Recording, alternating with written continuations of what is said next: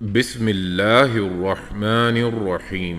شیر خدا حضرت علی رضی اللہ تعالیٰ عنہ کی شہادت۔ حضرت علی رضی اللہ تعالیٰ عنہ حضور پاک صلی اللہ تعالی وسلم کے چچا ابو طالب کے بیٹے تھے۔ آپ کا مبارک نام علی تھا اور لقب اسد اللہ تھا۔ آپ کا نسب رسول پاک صلی اللہ تعالی وسلم سے بہت قریب تھا۔ آپ کے والد ابو طالب اور رسول خدا صلی اللہ تعالی وسلم کے والد ماجد عبداللہ کے بھائی تھے۔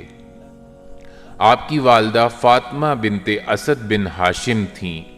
ماں باپ دونوں کی جانب سے آپ ہاشمی تھے اور بچپن سے ہی حضور پاک صلی اللہ تعالی وسلم کے زیر سایہ تربیت پائی۔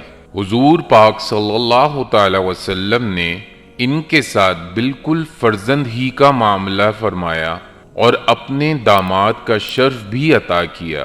چنانچہ حضرت فاطمہ زہرا رضی اللہ تعالیٰ عنہ جو نبی کریم صلی اللہ تعالی وسلم کی سب سے چہیتی صاحبزادی تھیں، آپ کے نکاح میں آئیں اور ان سے آپ کی اولاد ہوئی۔ جب حضور پاک صلی اللہ تعالی وسلم نے اپنے قبیلے بنی ہاشم کے سامنے اسلام پیش کیا تو حضرت علی رضی اللہ تعالیٰ عنہ نے سب سے پہلے لبیک کہا اور ایمان لے آئے۔ اس وقت آپ کی عمر 8 برس تھی۔ ہجرت کی رات حضور پاک صلی اللہ تعالی وسلم آپ کو ہی اپنے بستر پر لٹا کر مدینے روانہ ہوئے۔ حضرت علی رضی اللہ تعالیٰ عنہ میں سب سے پہلی چیز آپ کی شجاعت ہے۔ سخت سے سخت مارکوں میں بھی آپ ثابت قدم رہے۔ بڑے بڑے جنگجو آپ کے سامنے آنے کی جرت نہ کرتے تھے۔ شجاعت اور بہادری میں آپ سب سے زیادہ فائق مانے جاتے تھے۔ آپ کا مرتبہ بہت ہی نمایاں تھا۔ صحابہ کرام میں سب سے اعلیٰ درجے کے فصیح و بلیغ خطیب سمجھے جاتے تھے۔ شجاعت کے علاوہ علم و فضل میں بھی کمال حاصل تھا۔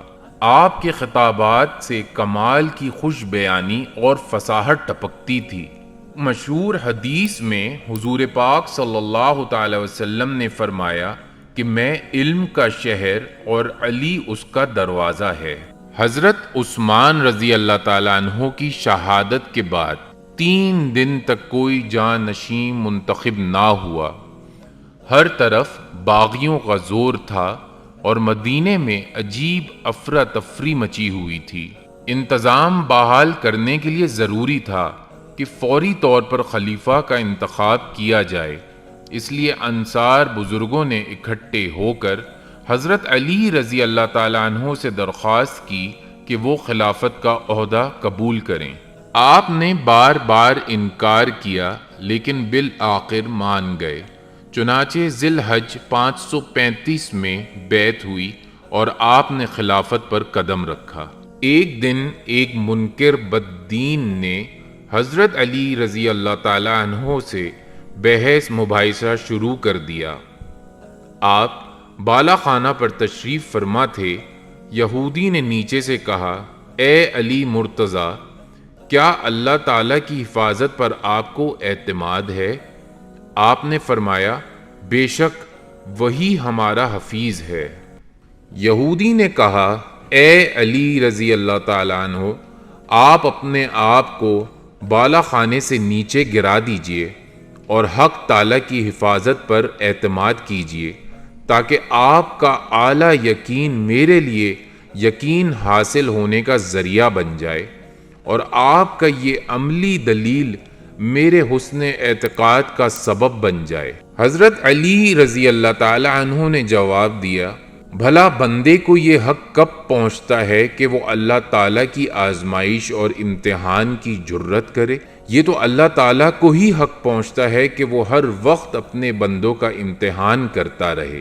اگر پہاڑ کے سامنے ایک ذرہ پہاڑ کی بلندی کو دیکھ کر کہے کہ میں تجھے تولوں گا کہ تو کتنا وزن والا ہے، تو اس بیوقوف کو ذرا سوچنا چاہیے کہ جب اپنے ترازو پر پہاڑ کو تولنے کے لیے رکھے گا تو اس کے وزن سے ترازو ہی ٹوٹ جائے گا۔ اس وقت نہ یہ ذرہ باقی ہوگا نہ اس کا ترازو سلامت رہے گا۔ اس بات سے حضرت علی رضی اللہ تعالی عنہ نے اس بات کی دلیل پیش کی کہ اللہ تعالی ہی ہمارا امتحان لے سکتے ہیں اور ہمیں کسی وقت میں ڈال سکتے ہیں۔ انسان میں اتنی جرت نہیں کہ وہ اللہ تعالیٰ سے سوال کر سکے۔ آپ کو شہید کرنے کے لیے 3 خارجی جنگجوؤں نے منصوبہ بنایا اور تینوں نے ایک ایک شخص مقرر کیا۔ ابن ملجم نامی شخص نے کہا کہ میں علی کا ذمہ دار ہوں، میں اس کو قتل کروں گا۔ منصوبے کے تحت تینوں نے اپنی اپنی جگہ سنبھالی اور منصوبے کے لیے تیار ہوئے۔